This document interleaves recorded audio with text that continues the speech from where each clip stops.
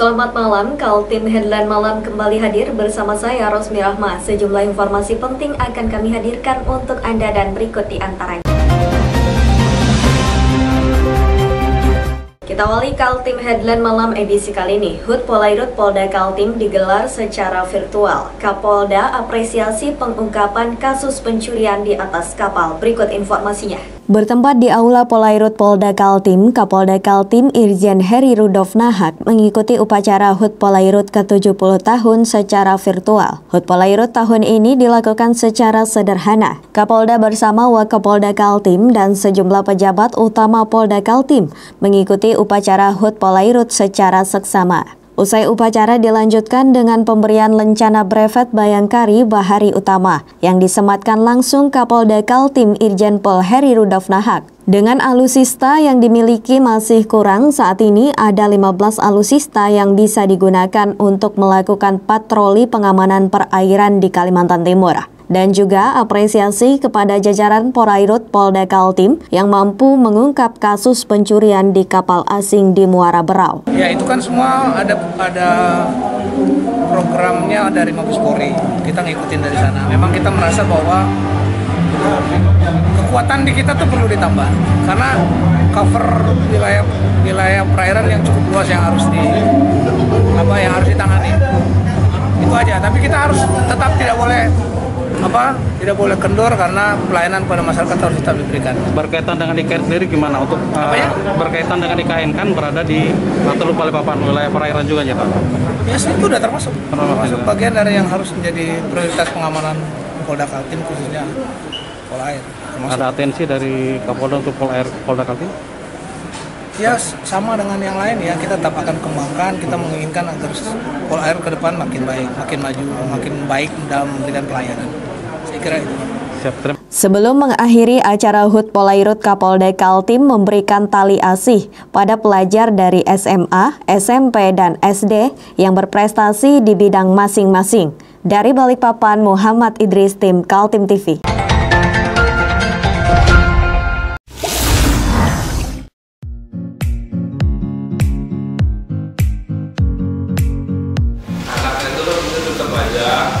Cara mudah beriklan digital di Kaltim TV.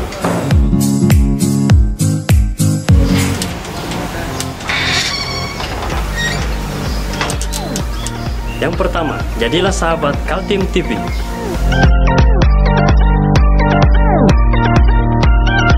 Dengan Rp1.000.000, para sahabat mendapat 20 kali tayang di slot berita kamu.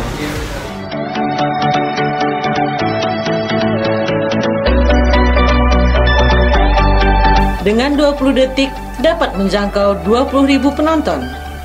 Anda beruntung karena mendapat kesempatan perdana dari kami. Ayo jadilah sahabat Kaltim TV. TNI Angkatan Udara membantu masyarakat dan para medis dampak COVID-19 di Kota Balikpapan.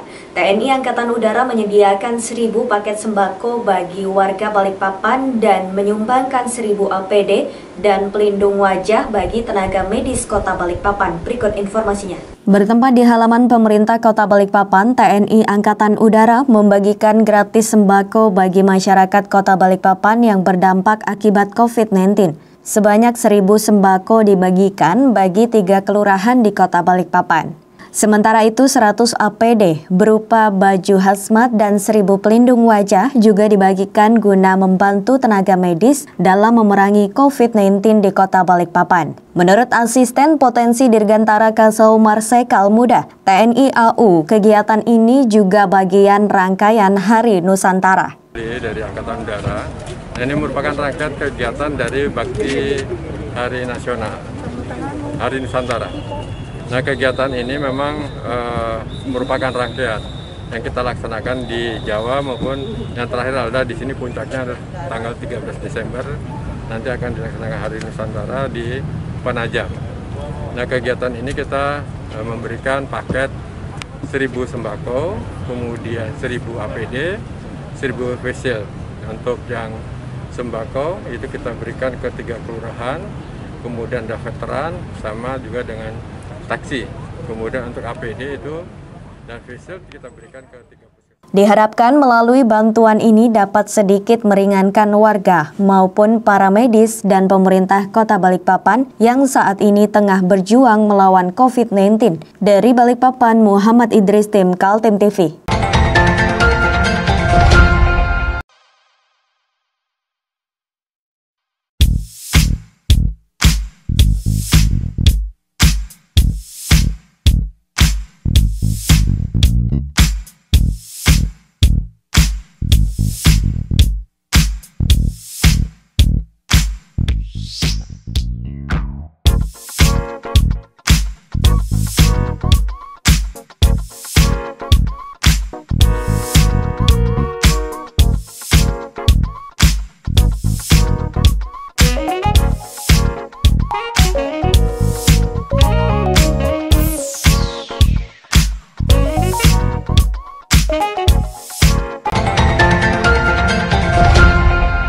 Menteri Pendidikan Nadiem Makarim berikan lampu hijau kepada daerah melaksanakan sekolah tatap muka pada bulan Januari 2021. Rencana itu disambut baik Komisi 4 DPRD Kaltim. Namun untuk Kota Samarinda sebaiknya dipertimbangkan lebih matang karena situasi penyebaran virus corona masih tinggi. Berikut informasinya. Kota Samarinda perlu mempertimbangkan lagi rencana sekolah tatap muka pada bulan Januari 2020. Pasalnya, sampai awal Desember 2020 ini, kondisi kasus aktif di ibu kota Provinsi Kaltim itu masih tinggi. Data dari Satgas COVID-19 Kaltim menyebutkan kumulatif jumlah warga terpapar virus di Samarinda per 1 Desember sebanyak 5.824 orang. Sementara yang sembuh 5.190 dan meninggal dunia 191 orang. Sementara kasus aktif yang masih dirawat ada 443 pasien. Lantaran data-data yang masih mengkhawatirkan itu, Komisi 4 DPRD Kaltim melalui anggotanya Puji Setyawati meminta untuk mempertimbangkan penerapan sekolah tatap muka di Kota Samarinda pada bulan Januari 2020. Jangan sampai tanpa pengajian yang jelas, tanpa pengajian yang real kondisi yang ada saat ini akan terjadi klaster yang baru. Saat ini di Samarinda sendiri yang kondisinya kuning itu ada 7, yang merah masih ada 3. Artinya itu perlu pencermatan, perlu pengkajian baik secara lingkungan, sosial maupun kesiapan. Kemudian yang kedua, kami juga memang prihatin saat ini ada kecenderungan anak-anak sudah mulai jenuh sehingga secara psikis sangat berpengaruh sekali baik terhadap anak maupun orang tua. Tetapi sekali lagi di dalam rangka tatap muka nanti bulan Januari, tetap kita akan mengacu pada pendapat akhir oleh Dinas Kesehatan, kemudian Ketua Gugus Tugas yang ada di wilayah masing-masing, apakah tepat dan bisa dimulai tatap muka. Kondisi di Samarinda dengan masih ada 3 zona merah dan 7 zona kuning diharapkan berubah lebih baik pada akhir tahun 2020.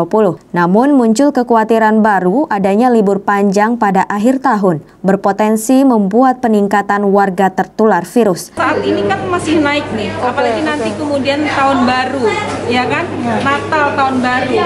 Ini perlu dicermati betul karena kemarin pada saat liburan Lebaran itu naiknya luar biasa. Nah, jangan sampai itu nanti menjadi tren lagi, padahal kita sudah sepakat, tapi tetap persiapan untuk tatap muka sudah dimulai dari sekarang. Berlaku untuk seluruh kabupaten kota di Kaltim? Iya, kita persiapkan. Artinya semua guru, kemudian semua komponen yang ada di sekolahan harus mengacu protokol kesehatan. Tim Kaltim TV, Hardin melaporkan.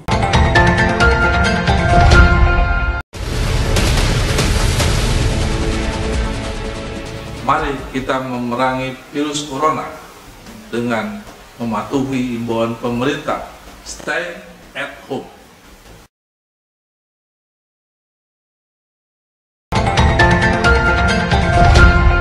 DPRD dan Pemprov Kaltim sudah bulat 2 proyek besar yaitu pembangunan flyover Rapak Balikpapan dan pengembangan Rumah Sakit Abdul Wahab Syarani Samarinda ditunda sambil melengkapi terlebih dulu dokumen pendukung.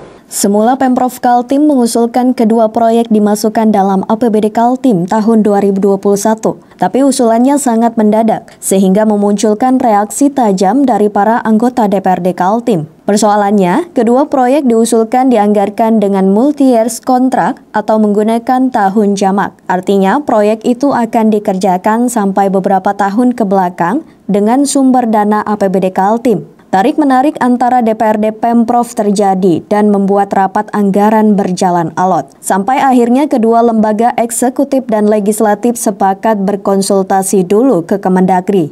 Rekomendasi Kemendagri menyepakati proyek multi-years dibolehkan menggunakan APBD Kaltim asal melalui mekanisme usulan yang benar dan transparan. Karena baik pemerintah provinsi dan DPRD sepakat dipenuhi dulu segala sesuatu yang dipersyaratkan untuk menjaga semuanya. Alhamdulillah kita sepakat, dan kita sepakat juga bahwa nanti perubahan 2021 itu kita enggak kembali. Karena kita bukan menolak, tetapi kita menunda supaya disempurnakan segala sesuatu yang tidak, ya segala sesuatu yang melengkapi dari prasyarat multi tersebut.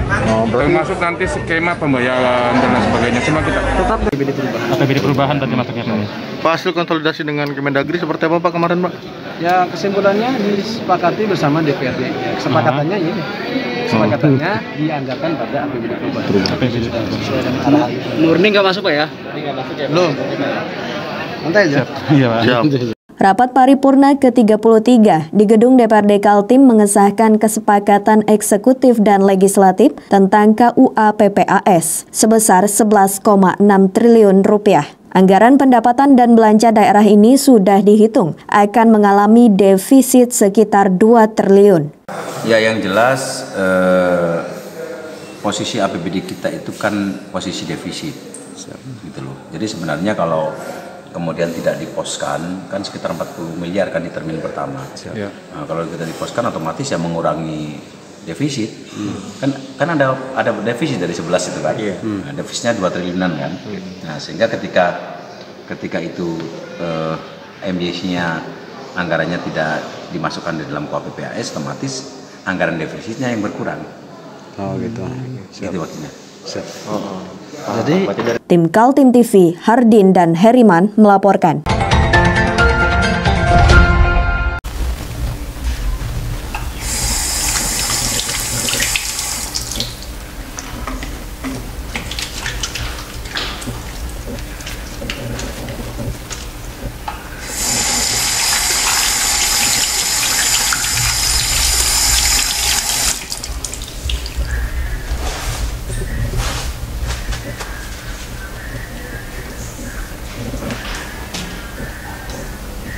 Meskipun di rumah saja, kita tetap selalu menjaga kesehatan, cuci tangan, menggunakan hand sanitizer. Ingat, mulailah dari diri sendiri. Kita beralih ke informasi selanjutnya. Subdit 3 Ditres Narkoba Polda Kaltim berhasil menggagalkan peredaran 2 kg sabu. 2 pengedar diciduk sementara 1 lainnya masuk DPO. 2 pengedar berinisial NAS 20 tahun dan JH 29 tahun digiring ke Mapolda Kaltim pada 27 November 2020 di daerah Bontang. Kasubdit 3 Ditres Narkoba Polda. Pengungkapan 2 pengedar narkotika jenis sabu-sabu bermula dari laporan masyarakat. Dari hasil penyelidikan, kepolisian berhasil mengamankan 1 pelaku, yakni NAS di depan salah satu hotel di Bontang pada 25 November 2020 lalu. Namun kepolisian hanya mendapati sisa transaksi dan bukti komunikasi di ponsel tersangka. Berangkat dari pelaku pertama, kepolisian pun mengamankan 1 pelaku lainnya yakni JH di rumahnya di kawasan Gunung Bahagia, Balikpapan Selatan. Dari tangan JH, kepolisian mendapati 2 paket sabu yang dikemas dalam bungkus teh hijau dengan total berat 2,339 kg. Dari pengakuan kedua pelaku, keduanya dikendalikan oleh pria berinisial W yang saat ini masih dalam pengejaran pihak kepolisian. Kemudian dari hasil penyelidikan pada tanggal 27 November lebih kurang jam 4 pagi kami melakukan penangkapan terhadap TSK dengan inisial NAS alias P di halaman Hotel Sanrego. Usia? Di wilayah Kota. Usia 20 tahun, jenis kelamin laki-laki. Pekerjaan agama Islam. Alamat di Jalan Afalah di Kecamatan Balikpapan Barat, Kota Balikpapan. Kemudian kami melakukan pengembangan dari keterangan yang disampaikan oleh TSK NAS alias P. Kami melakukan pengembangan sehingga kami berhasil mengamankan tersangka satu lagi atas nama JH alias A dan umur 29 tahun yang diamankan di Jalan Malioboro, Kelurahan Gunung Bahagia, Kecamatan Balikpapan Selatan. Terkait penangkapan tersebut, kami mengamankan barang bukti berupa 2 bungkus teh hijau yang berisikan narkotika jenis sabu, masing-masing beratnya 1,226 kg dan satu lagi 1,099 kg. Juga kami mengamankan 2 bungkus kecil jenis sabu juga dengan berat 6,97 dan 6,93. Jadi total keseluruhan untuk narkotika jenis sabu jumlahnya ada 2,339 kg. Atas perbuatannya, keduanya disangkakan pasal 114 Subsider, pasal 112 Junto, pasal 135 ayat 1 Undang-Undang Nomor 35 Tahun 2009 tentang narkotika dengan ancaman hukuman 20 tahun penjara. Dari Balikpapan, Muhammad Idris, tim Kaltim TV.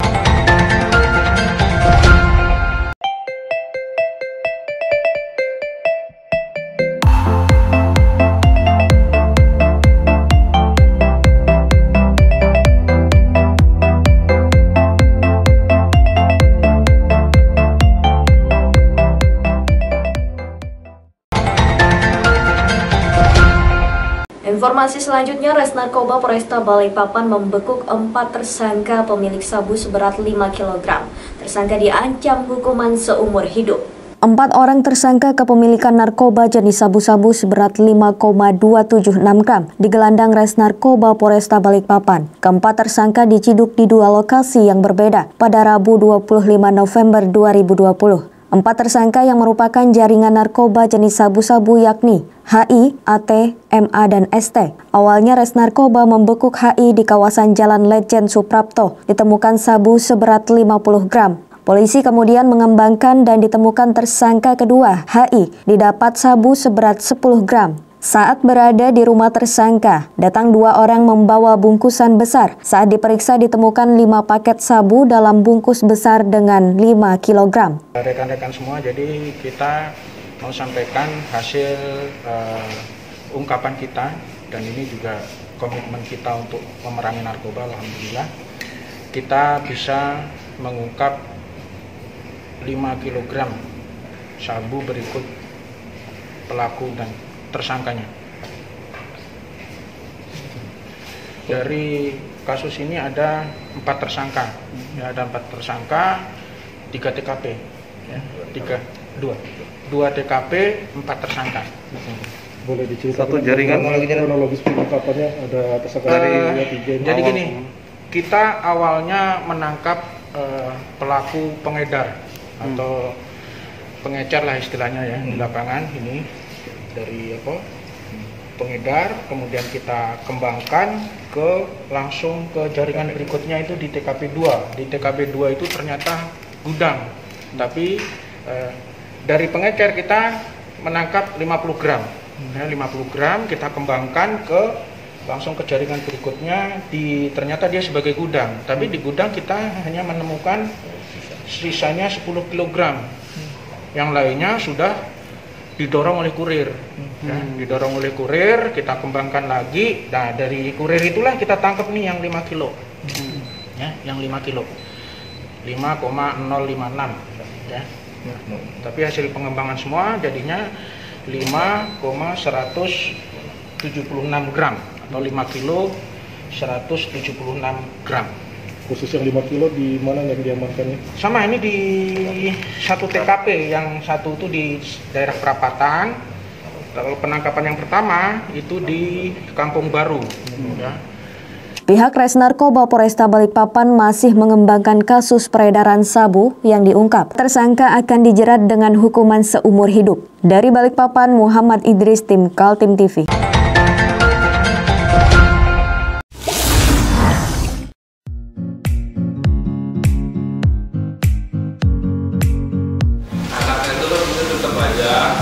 Cara mudah beriklan digital di Kaltim TV.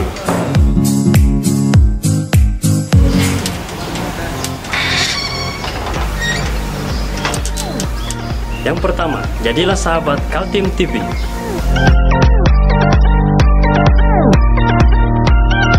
Dengan Rp1.000.000, para sahabat mendapat 20 kali tayang di slot berita kamu.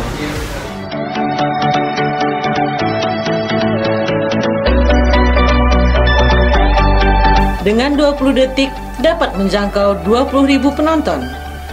Anda beruntung karena mendapat kesempatan perdana dari kami. Ayo jadilah sahabat Kaltim TV.